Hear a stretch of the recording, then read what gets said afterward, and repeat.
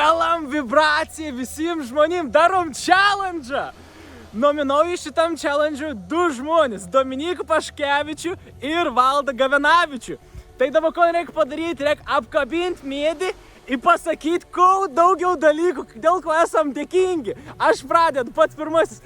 Aš esu dėkingas, kad aš turiu namus, aš esu dėkingas, kad aš galiu kvėpuoti, aš esu dėkingas, kad aš galiu jausti energiją, aš toks dėkingas, kad aš esu laimingas, aš toks dėkingas, kad man viskas taip puikiai sekas gyvenime, aš toks dėkingas, kad tiek žmonių palaiko mane, aš toks esu dėkingas, kad aš galiu savį mylėti, aš esu toks dėkingas, kad galiu išeiti mišką pasivaikščioti, aš esu toks dėkingas, kad gamta ir prie pat mano namų, kur aš galiu pamatyti, aš esu dėkingas, kad aš galiu matyti mėlyną dangų, aš esu dėkingas, kad saulutė man duoda D vitaminą, aš esu dėkingas, kad aš galiu gyventi.